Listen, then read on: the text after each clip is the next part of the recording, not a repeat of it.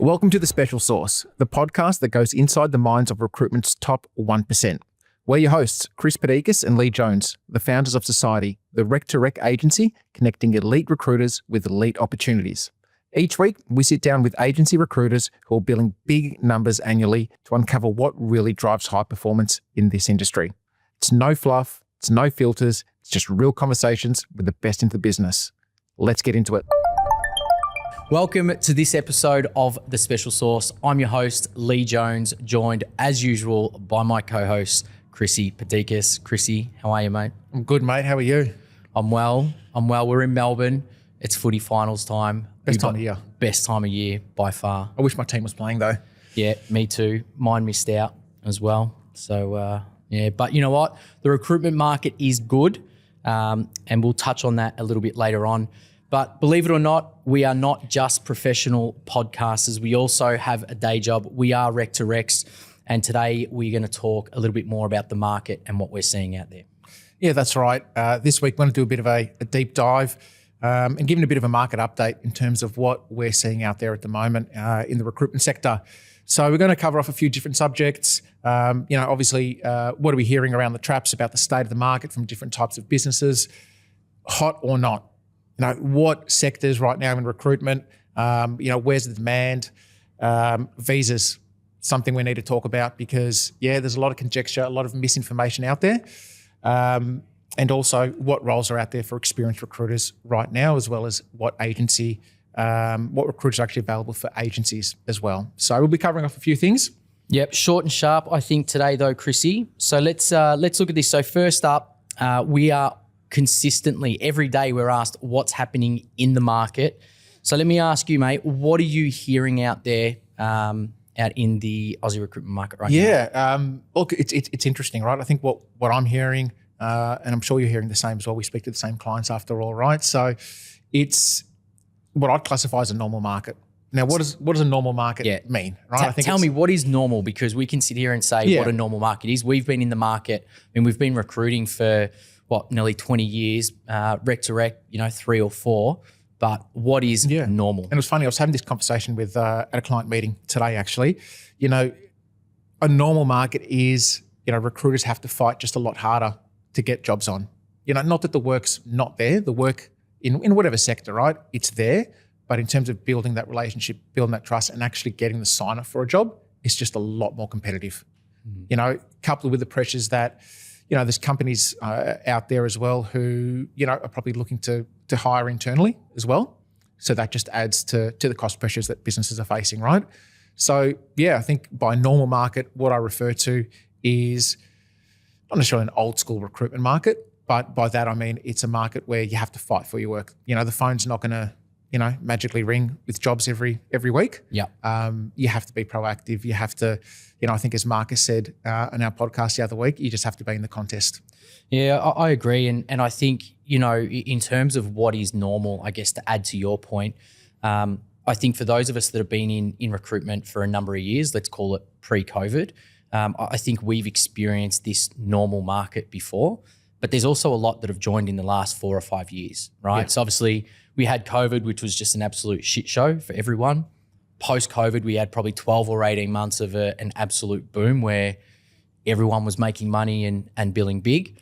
And then the last probably 18 months, it's been relatively tough out there. So I think I'm hearing the same as you. The work's out there, but you've got to work hard to get it. But then I guess in addition to that, once you've got it, it is really tough to get candidates across the line.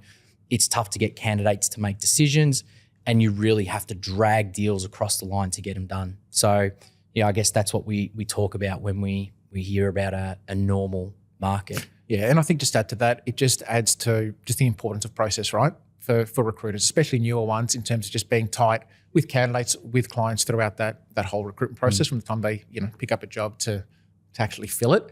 Are they following those, recruitment steps within their business, whatever they may be, that's going to allow them to get that successful outcome, right? And I think you're right, candidates as well, they're probably a lot more hesitant, I think, to make a move. Maybe not hesitant, hesitant's probably not the right word, but probably a lot more cautious is what I'd say, just considering the state of the market and things in the world at the moment. I think, with that normal market as well, what comes with that is that from a billings perspective, what we're seeing out there at the moment that is normal is very different to what it was 2 years ago. Yeah. Right. So I think, is there agencies and recruiters out there still absolutely pumping and making really good money? 100% there is. But I would say that majority of the market's just going along okay. And I think, the common theme that I see, whether it be agencies in general or recruiters, the common thing about who's getting success, it comes down to just tenure and longevity in market, right? Like those that have been in the market for a long time or have, stuck with a particular discipline or sector for a fair while are the ones that are having an easier time out there. So what are you sort of hearing or seeing in terms of just this calendar year, right? 2025, billings wise? There's obviously exceptional performers that, been in the market a long time, billing big. If we sort of look at that bracket of recruiters, maybe call it 3 to 5 years, or even 1 to 5 years, let's call it that. What are you sort of seeing in terms of, or what do you think is average sort of billings, or what are clients considering? Hey, that's a good effort. That's good. It's interesting because I think 1 to 5 years. There's so much. That's massively like that. That's a really big range in terms of someone's experience. Yeah. And I think what you have to look at is what I would encourage agencies to do when hiring is don't look at what's good, like in terms of, okay, this person's billing 600K, I consider that's good. Because you can have a 5-year recruiter who's been in that same space for 5 years and they're billing 600K. That's good. You might have someone who's only billed 300K, but they've only been in the market for a year and a half. The way I see it, that's still really good. So I think it's really, I don't think anyone should pigeonhole someone into saying what's good, but I think that any recruiters that have been out in the market for say the last 12 to 18 months where it has been pretty tough, I think that if they've started, let's say at some point in 2024, if they can finish 2025 on 350, it's probably not bad going. No, I agree.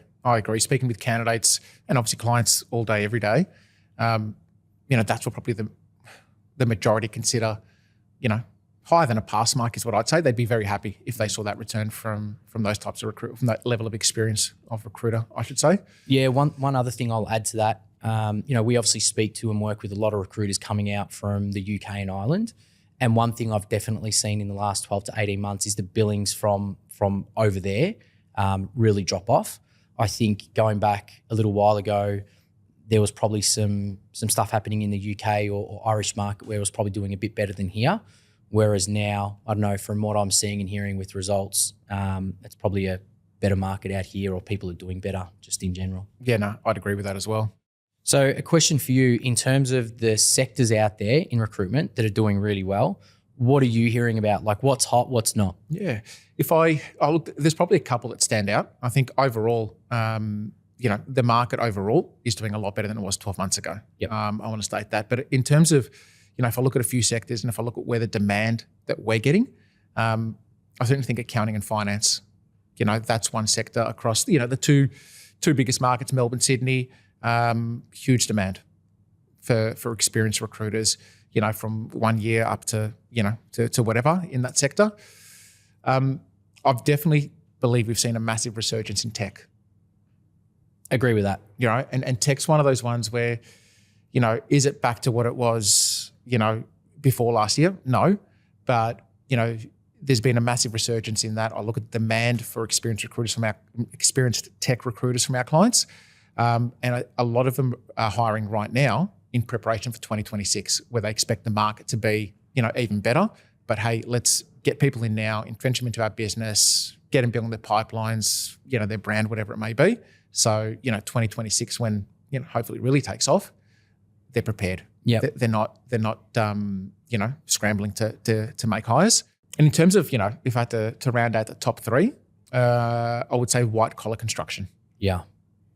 Speaking from a Melbourne perspective and Sydney as well, huge demand. You look up in Brizzy as well with the demand that they're going to have, and especially over the next few years with Olympics and, the infrastructure projects they're doing up there. But, it's a huge demand. as well for experienced white collar construction recruiters across all sectors within that space and disciplines within that space. Yeah, it's interesting, and look, I'd agree on all three of them. One that I find really interesting at the moment is the healthcare recruitment market. So I think back to last year, and that seemed like it was absolutely pumping. Remember, we were working a few roles for healthcare agencies in Sydney at the time. I spoke to hundreds of healthcare recruiters, and I spoke to some recruiters that were putting up massive numbers. I remember speaking to someone who had about 18 months experience at the time, who was on track to earn 400K. Jeez. And they were messaging me or speaking to me saying, hey, am I getting looked after? Should I be looking for something else? And I was just like, fuck, stay where you are. Yeah. Like, you got 18 months experience. Whereas this year, a lot of those recruiters who were flying last year have been reaching out saying, hey, the market's cooked. What else have you got? And it's really interesting because I remember looking just a couple of weeks ago, I probably had 4 or 5 calls in a week from healthcare recruiters in Sydney in particular looking. And I went on Seek and just looked at the agency recruitment roles. And I shit you not, it was like, I think there was about 40 or 50, 25 or 30 of the ads under recruitment agency in Sydney were for healthcare. So don't know what that says about the market. Yeah. But that's one that I found really, really interesting. Next up, we want to talk visas. And I think, look, as anyone in the Aussie industry would know, the industry is largely built up by expat recruiters, mainly from the UK and Ireland. There's not many of us Aussies, born and raised Aussies in the market, Chrissy. But what that means is there is a lot of people either looking to be sponsored or already sponsored. So I think we've definitely seen or heard of some absolute horror stories of late. So we thought we might have a chat about this. And just a disclaimer, this is not legal advice. We're not experts on this, and we encourage anyone to do their own research. But Chris, what are maybe 1 or 2 of the horror stories you've heard of late? Yeah, there's being in rec to rec, you're in a privileged position sometimes where candidates are really going to open up, right? And you're going to hear some shit that you just you can't make this up. I was speaking to a potential candidate, it was probably about 2 months ago now. Been here about I think they were here about just under 12 months, and working with the one business, hadn't been sponsored yet, and sort of asked, well, how does that work? Oh, they put me under a different brand, and they put me under a different sort of payroll location, but I still work in Melbourne. So this is so they can extend their working holiday visa from the initial 6 months, correct? Right? And then they sort of come to the point where they're going to sponsor, but they've told this candidate that we'll put you on the 482, but based on Australian law, you can't change employers. You have to work for us for the next 4 years. Which we know is what? Bullshit, right? And this candidate, obviously they weren't happy in their role with their business. They wanted to make a move, but also want to stay in Australia. And I felt real bad for them because they were just torn. They're like, I want to stay here. I love Australia. I want to, spend as much time as I can here, but I can't see myself working there for 4 years. It will drive me mad. So, I think that's just one example of a business. What's the word I'm looking for? I guess taking advantage of someone. Just considering their visa situation. What have you heard any horror stories yourself? Yeah, I think that probably the thing or the scenario that I hear the most is people that come out to Oz on the working holiday visa and they're not actually eligible for the 482.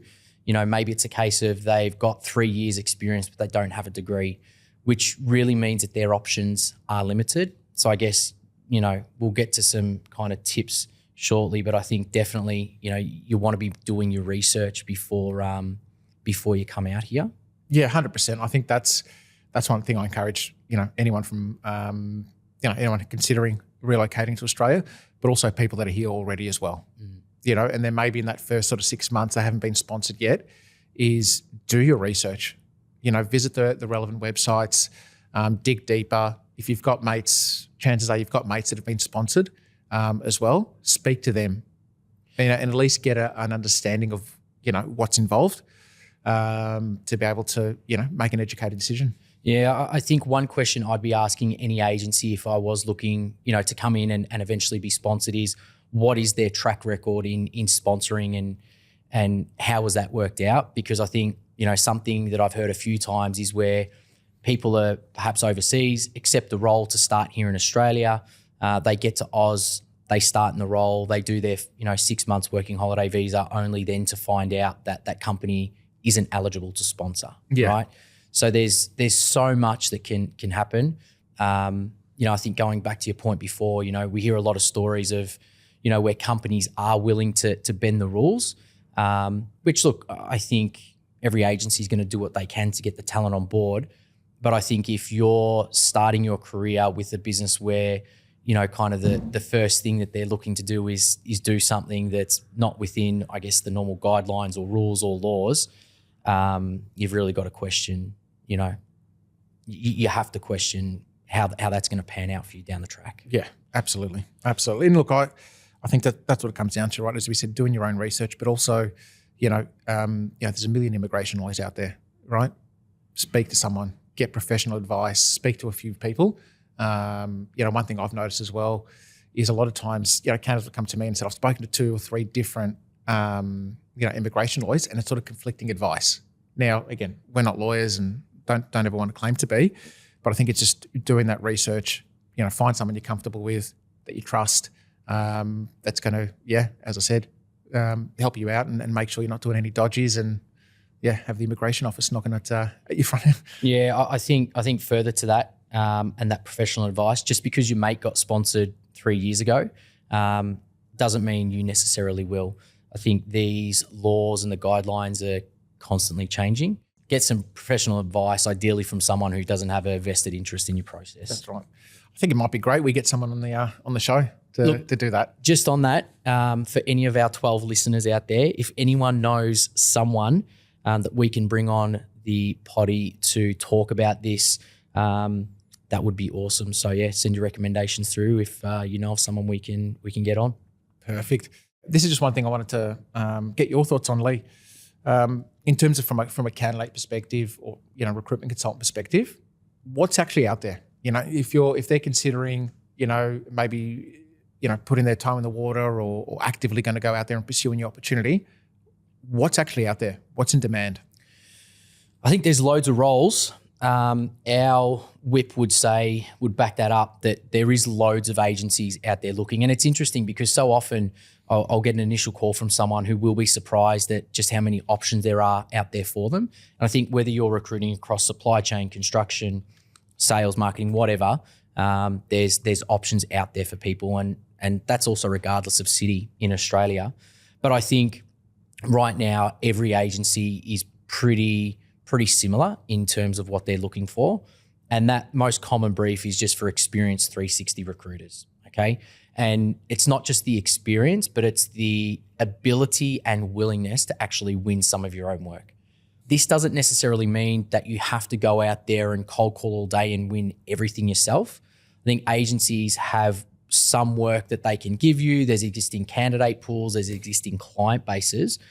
But I think for anyone that is thinking that they're just going to go into an agency and just be fed work, there's not a whole lot of that out there right now. So in answer to your question, mate, it's definitely the demand is for 360 recruiters. Yeah, I'd agree. I think, look, most agencies that we work with, I think they'd be able to say, look, the desk you're coming into, the hot desk, let's be honest, that's the biggest load of fluff and lie the recruitment industry's ever told anyone, especially in perm. Right? It doesn't exist. But I think what most agencies, I know certainly the ones we work with, they'll be able to say, hey, come on board, we can probably guarantee you 150 grand's worth of work, maybe 200 throughout the whole year. The rest, you're going to have to find yourself. So I think for those candidates or potential candidates that are listening, it's not necessarily about, being that absolute BD gun and the finished article. It's, as you said, it's that willingness and saying, hey, I'm not looking at it as a necessary evil. I want to do it. I want to get better. And that coachability, that's what's going to attract you to agency owners and managers. Yeah, for sure. I think the other thing that we get a lot of requests for is experienced billing managers. And look, that could be anything from a team leader looking after 2 or 3 people to someone, managing a larger team or a region, state, whatever it may be. But yeah, billing manager roles are in huge demand. And look, I think that's a skill set. If you've got it, you're going to be, you're not going to be short of options out there for sure. Yeah, absolutely right. And I think, again, there's probably a misconception at times around that billing manager and what is it. I think a lot of people maybe, think, that manager's going to have to bill 700 grand and, lead a team of 5 and get them all doing 500, which there's plenty out there that do that. But it's also, I think a lot of times it's, being that face of that division or that business, who's got the network out in market, who can go out there and win work, feed some of their team, but at the same time still develop them and still potentially fill those, more senior roles that come their way to allow them to, put the dollars on the board that they need to. And what about non-billing manager roles? You and I have both been fortunate or unfortunate, whichever way you look at it, to be or to have spent time in non-billing management roles. What's the deal with them out there? Is there many out there? And if so, where are they? Non-billing roles, yeah. It's a bit of a curse, isn't it?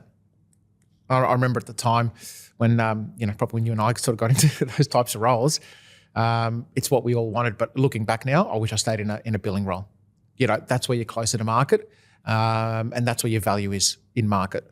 And that's why I think they just don't, or they're very rare. I think there'll be some of the larger global businesses that still have, a non-billing manager role, and that just works in terms of their structure. But if I look at sort of 90% of the market, every manager's got a billing target, right? And I think the demand and the why it's there, it's because, one, good consultants want to work with leaders who lead from the front. They want to know that, hey, this guy who's sitting down here in my one-on-one telling me that I need to pick up work, I need to do this better, I want to be able to see them do it and how they do it. And they got to be able to prove to their team. But also it's that, so that leading from the front and that inspiration piece in terms of they're doing the same job as their people as well. So to kind of give an understanding to listeners as to why there's not many of those billing manager roles out there, I think firstly you have to understand that for a business to justify a non-billing manager, they would have to be looking after a pretty big team. And when you consider that a large chunk of the market out there are agencies between, say, 2 and 10 or 15 heads that are, owned or that are run by, owners or who are also on the tools and billing or pushing work back into the business, it has to be a business of a decent size to offer those roles. And you're right, like we don't really see too many of those non-billing manager roles out there unless it's in a much larger organisation. But even then, they're really competitive to get, so, and they normally go to people with a fair bit of experience who are reasonably senior, and a lot of the time they're promoted internally. So, my advice, if you're someone who's, got a couple of years leadership experience or team leader type experience and you're thinking, hey, I want to get into a non-billing manager role, I think it's a really tough ask to get there. It might take a while. You might have to start your own business and build that before you even get there. But even then, you're going to be on the tools for a long time. So yeah, those non-billing manager roles are pretty hard to come by. Yeah. What else is, I guess in your opinion, hard to come by at the moment? I think there's probably 2 others. So I think the first one is candidate manager or resourcer roles. I think if we go back 18 months ago, maybe 2 years ago, they were everywhere. We started seeing them disappear out of the market as, I guess, job flow for a lot of agencies disappeared. That hasn't really come back. So once again, unless it's a business or a sector where there's huge volume, we're not really seeing too many candidate manager or resourcer roles out there. I think in areas that are really high volume accounts, like in perhaps public sector and government, we see a few. In healthcare, we see a few. Education, that high volume, fast paced temp stuff, they're starting to come back in tech, but there's not that many around. And then the other one is account manager roles. Much like the non-billing manager roles, unless it's a company that has some massive accounts, there's just not many agencies that have enough accounts or big enough accounts to actually justify an account manager. Now, let's say there is an agency out there that works with, I don't know, let's use the NAB, Australia's biggest bank as an example, and that might be worth a couple of $1 million a year. There's not many agencies that are going to be able to offer that role. So for that reason, there's just not many of them out there. And if they do come up, they're pretty hard to get. Well, that's right. You think a lot of times they're going to go to people internally who know the business, who've grown up in the business and have that seniority. And again, if they look external, it's going to be highly competitive amongst the sort of select senior group of candidates in market. Yeah. But now let's flip the script, Leroy. What's the market like for agencies who are looking to hire? Yeah, I think, mate, on the flip side, if you're an agency looking to hire, I'd be pretty confident that you're probably thinking, why is it so hard to get recruiters out there at the moment? And I think it's a combination of a couple of things. I think first and foremost, over the last 12 to 18 months, as it has been a really tough market, and Chris, you'll attest to this, we've seen so many agency recruiters jump either out of the industry altogether or move into TA. 100% agree, Leroy. In terms of what's happened in the market the last sort of 12, 18 months, we've obviously seen a shitload of people leave, right? Whether they've gone to, TA roles or, general sort of sales roles or whatever, it's left a massive gap. And for a lot of businesses, it's left a massive gap. And that pool to attract people is just getting smaller. Yeah, I think, it's interesting, Chrissy, you and I were doing a bit of a cleanup of our database of late. And I remember just looking at it from when we started our business in 2022 and just looking at our database of the candidates that went into the database from 22 to kind of the start of this year. And I'd be pretty confident in saying like 50 or 60% of those agency recruiters that went in over that period are now gone from the industry altogether. So I think, it's candidate short, and that's because a lot have left. I think also because it's candidate short, there's just so much competition. You touched on earlier that, one of the areas that's pretty hot at the moment, for example, is accounting and finance. Like if we had a good accounting and finance recruiter today in Melbourne, Sydney or Brisbane, we would be able to get them 6 or 7 interviews straight away. And there'd be other rec to recs that could get them another 6 or 7 completely different ones. So it's really competitive. And I think, I put something on LinkedIn today actually just about, I think it's only going to get tougher for a couple of reasons.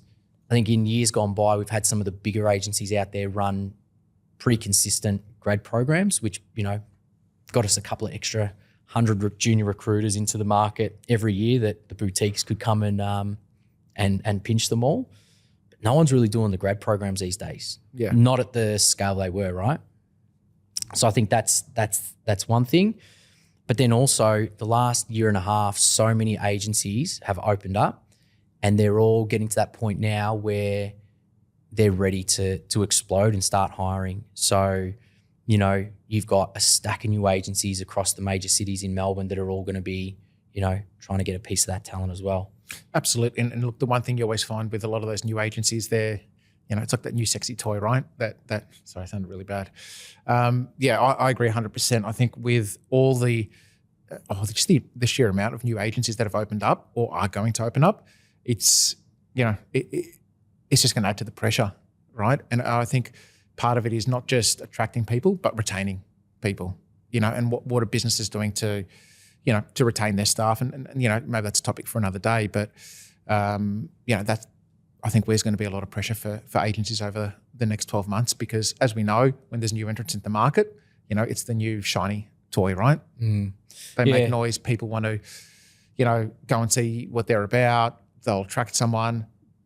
Chances are they might have a bit of, good cash reserves, whether through an investor or through the bank that they've built up over the last sort of 2 years, that they can throw a bit of cash on the base salaries.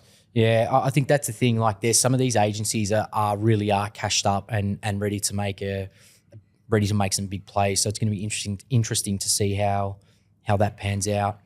I think one challenge in our sector, right, like in recruitment in general, is expectation and reality, right? Everyone wants the finished article, who can come in with a little black book and just hit the ground running like, plug and play. But that's also not the reality, right? In terms of what's, as we've just talked about, what's available in market, what can companies or agencies for that matter be doing to address that? I think you've got to look outside the box. Once again, I'll use that example I just had about an accounting or finance recruiter. We could get that person out to 7 or 8 companies. So that means, 6 or 7 companies miss out, right? And there's agencies out there that have been looking for people for their teams pretty much the whole year. And we're getting to the point of this year now where they're thinking, right, I've got to get someone on this desk so they're up and running for next year. But if you're doing the same as everyone else, you're going to get the same outcome, which is zero, right?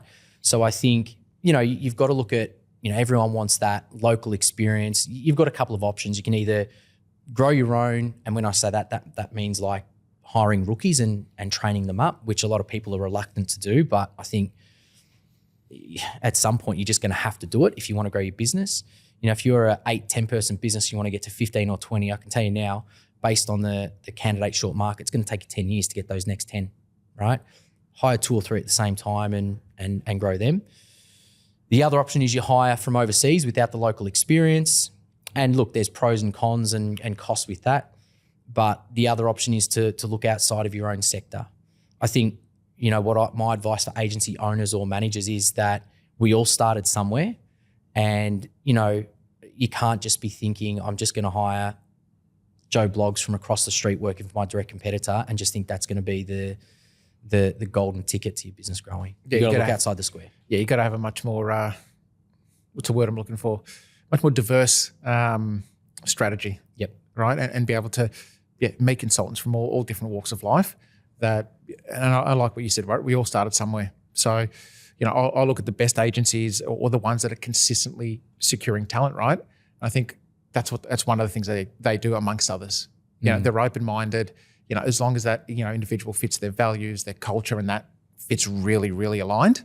They back their processes and back their systems. They've got work coming in. As I said before, they may have 150 grand worth of work that can help those consultants be successful early, earn some commission, feel good about themselves, and then grow from there. Yeah, and I think we've definitely got some clients who perhaps when you look at who they're competing for talent with, they probably bat above their average in terms of being able to secure that talent. And if I think about what it is that they do to get that talent over some of the more well-known established players, there's one thing, and I would say that's their interview process. It's fast and efficient. It's still thorough, but fast and efficient. But I think the other thing is they make that person feel wanted, right? And I see this so often where, we can present, resumes or candidates to 3 or 4 different clients, and, that more established player might take 2 or 3 days to come back. And then it's like no one's available for 3 or 4 days. In the meantime, those 3 smaller boutiques have all put, 2 or 3 interviews in and made this person feel really special. And everyone just wants to be wanted, and it's no different in a job. It's no different in a job process. No. So that would be the tip I would give for sure. Yeah, 100%. I'd agree with that. And one other thing I'll add to that as well, in my experience in RecTirec, I found that those companies that are able to secure the talent they want is they get their direct reporting manager, building that relationship from the start, and going above and beyond just, the interview. They're there at first interview. Yeah, second interview, they may have to meet, the owner or the team or whoever, but they're the ones following up. Yeah. So even if it's through a RecTirec, they're still dropping that candidate. Simple things like it could be a text message, it could be a phone call. Hey mate, how'd you go with so-and-so today? Feedback was positive. We're excited to meet you again. And they're just building that connection. Yeah. And like anything in life, people gravitate to people they like. And that's the thing, if you're a recruiter and you've gone through a 3-stage process and you've had, you've met your person who's going to be your direct line manager 2 or 3 times, plus maybe a phone call or a text or something in between, a nice gesture here or there, It's a pretty easy sell at the end of the day, right? Because you go, I like Lee, I want to work for Lee. He seems like a cool bloke. So yeah, I'm going to go work for him. Yeah. Chrissy, thank you for your insights today. I've really enjoyed this conversation. Hopefully the listeners have as well. Just a reminder, if anyone knows a immigration lawyer or someone who's really well-versed on the visa stuff that we could potentially get on, we'd love to hear from them. At the same time, if anyone wants to know more about the job market, whether you're looking to add to your team or you're looking for a new role, you can reach out to Chris or I, and we'd be pretty keen to help. Thanks, Lee. Looking forward to next time. See you later, mate. Cheers. That's a wrap for this episode of The Special Sauce. We hope that you're walking away with some insights that you can actually use every day on your desk. If you enjoyed the conversation, follow, like, subscribe, or leave a review so we can reach more recruiters just like you. For more about Sorciety, check out our website on sorciety.com or follow us on LinkedIn. Thanks for listening, and see you next time on The Special Sauce.